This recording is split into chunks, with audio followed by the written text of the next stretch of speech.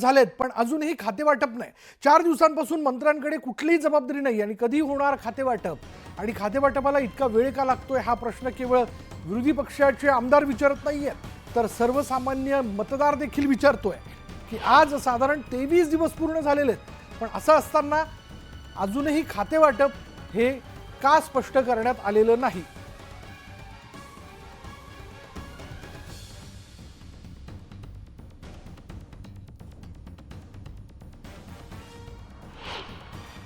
विरोधक बोलते की आम्हाला प्रश्नांची उत्तर कोण देणार, अजून खातेवाटप झालं। अरे मुख्यमंत्री दोन्ही उपमुख्यमंत्री सक्षम आहे, तुम्हाला काय उत्तर पाहिजे? तुमच्या सगळ्या प्रश्नांना उत्तर द्यायला। दरम्यान शिवसेनेकडे अनेक तगडी खाती जाणार असल्याची माहिती वरिष्ठ सूत्रांनी न्यूज 18 लोकमतला दिलेली आहे। उपमुख्यमंत्री एकनाथ शिंदेंच्या राजकीय शिष्टाईमुळे शिवसेनेचा मंत्रिमंडळ खातेवाटपात वरचष्मा असल्याचं या खात्यांवरून दिसतंय। शिवसेनेला नगरविकास, गृहनिर्माण, उद्योग यासारखी महत्त्वाची खाती मिळाल्याची सूत्रांची माहिती आहे।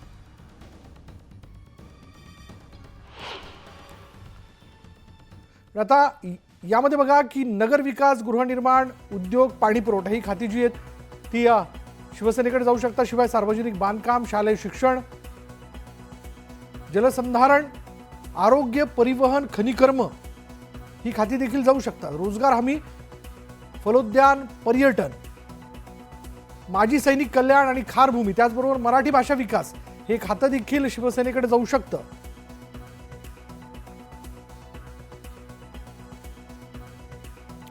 राज्य मंत्रिमंडळाचा विस्तार 15 डिसेंबर रोजी पार पडला आणि अद्याप मंत्र्यांना खातेवाटप झालं नसल्याचा प्रश्न काँग्रेस आमदार नाना पटोलेंनी उपस्थित केला। पटोले यांनी विधानसभेत विधानसभा अध्यक्ष राहुल नार्वेकर यांना फडणवीस सरकारच्या मंत्रिमंडळाच्या खातेवाटपावरून प्रश्न विचारला। यावेळी नार्वेकर यांनी नाना पटोलेंना उत्तर दिलं। अध्यक्ष महाराज, आपण सूचना दिली, पोटतिडकीनं या ठिकाणी सन्माननीय सदस्यांनी आपल्या आपल्या भागातले प्रश्न मांडले अध्यक्ष महाराज। पण अध्यक्ष महाराज, या मंत्रिमंडळाचं पोर्टफोलिओच अजून नाही झालं। हे कोणाकडे जाणार, किती दिवसानंतर उत्तर येणार, काय कारवाई होणार, आपण अध्यक्ष म्हणून आम्हाला याची माहिती द्यावी।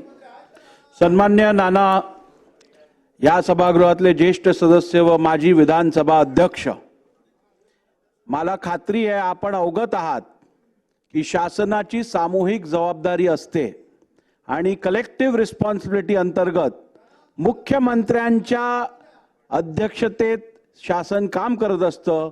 या राज्याला सक्षम मुख्यमंत्री प्राप्त आहेत, त्यामुळे आपण निश्चिंत राहावं।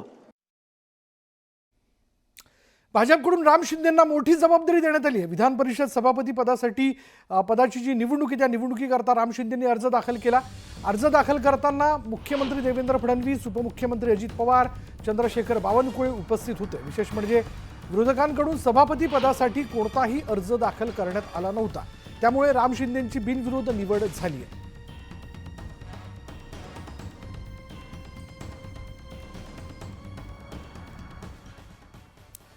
तर मंत्रिमंडळ विस्तारात राष्ट्रवादी काँग्रेसचे ज्येष्ठ नेते छगन भुजबळ यांना मंत्रिमंडळात स्थान मिळालं नाही आणि त्यामुळे छगन भुजबळ आणि त्यांच्या समर्थकांमध्ये नाराजी पसरली आहे। छगन भुजबळांनी अजित पवारांविरोधात दंड थोपटले।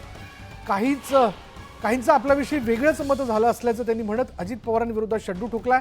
पटेल तटकरेंनी माझ्या मंत्रिपदासाठी प्रयत्न केल्याचं त्यांनी म्हणत अजित पवारांवर निशाणा साधला। तर भुजबळांनी मुख्यमंत्र्यांची बाजू घेत फडणवीसांनाही मी मंत्रिमंडळात हवं असल्याचं म्हटलंय। अजित पवारांनी केलेल्या अवहेलनेचं जी अवहेलना झालेली आहे त्याचं शल्य मनात अजूनही असल्याचं म्हणत त्यांनी खतखत बोलून दाखवली। सगळ्यांशी चर्चा करून निर्णय घेणार असल्याचं भुजबळांनी स्पष्ट केलं। प्रफुल्लभाईंनी पण सांगितलं, त्यांनी मध्यस्थी केली, त्यांनी निरोप आणला समीर भाऊकडे, माझी चर्चा झाली, आम्ही तेच सांगितलं, म्हटलं ठीक आहे, ते म्हणाले बरोबर आहे तुमचं म्हणणं। अजितदादाशी बोललो, अजितदादाने समजावून सांगितलं, अजितदादा म्हणले ठीक आहे बसू आणि चर्चा करू। पण दुर्दैवाने ते कधी बसले नाहीत आणि पुढे काही चर्चा झालीच नाही। जे मला कळलं होते, जे आज मी सांगितलं, प्रफुल्ल पटेल यांनी सुद्धा प्रयत्नांची पराकाष्ठा केली, तुम्ही असं करू नका। तटकरेंनी पण केलं, तुम्ही असं करू नका, भुजबळ साहेबांना घ्या। आणि एवढंच नाही तर राज्याचे मुख्यमंत्री देवेंद्र फडणवीस यांनी शेवटच्या क्षणापर्यंत आग्रह धरला की भुजबळ साहेबांना पाहिजे म्हणून. सतत 4 दिवस त्यांच्या मागे होते आणि शेवटच्या क्षणापर्यंत की असं करू नका, हे चुकीचं होईल. उलट हे सगळ्यांचे मला फोन आले, असं कसं काय झालं? का दुसऱ्या पक्षाचे सगळे जे आहे त्यांच्या कॉमेंट आल्या की हे काय, असं कसं काय होऊ शकतं?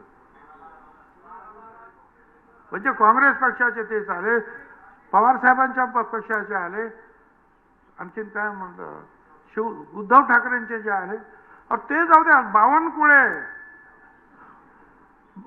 तो आमचा बीजेपीचा अध्यक्ष, तो सुद्धा ओपनली जे आहे, उघडपणे जे आहे सांगतोय. आता काय करायचं? घाई करून जे आहे हे प्रश्न सुटत नाही.